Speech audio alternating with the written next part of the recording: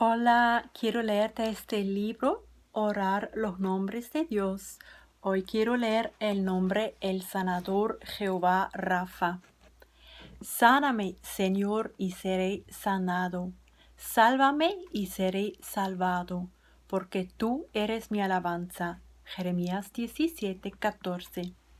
Señor, qué consuelo saber que tú eres mi bálsamo, mi sanador. Estoy tan agradecida de que te pareciera conveniente sanarme de mi enfermedad de pecado a nivel eterno.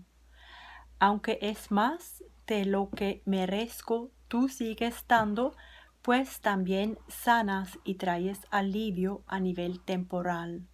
Señor, mi pecado causó la ruptura en nuestra relación.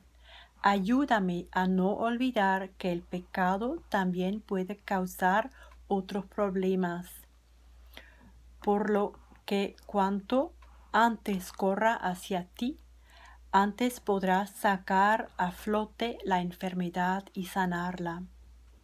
Y, Señor, cuando experimente tu restauración en mi vida emocional, física y espiritualmente, permíteme ser rápida para declarar tu nombre y que recuerde siempre tu bondad, porque por tus llagas fui sanada. Amén.